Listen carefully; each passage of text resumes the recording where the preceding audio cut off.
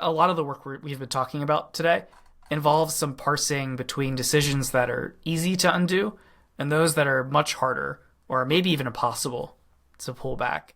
How does that influence the way you tend to approach these modernization projects? Yeah, I really like the language around two-way doors and one-way doors as sort of like a framework for thinking about these decisions.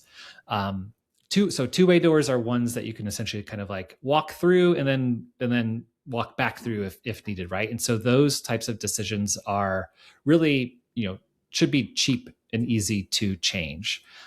In that case, like for those types of decisions, right, you want to be like pretty quick in making that decision, ship something, and then see what the data says, right? So, thinking about like A/B experiments or other just data driven decision making.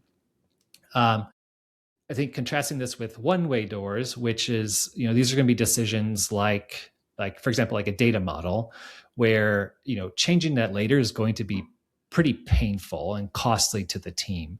And so in those cases, you do want to spend a little bit more time up front doing that analysis. Maybe it's a spec or a spike, right, to get more information.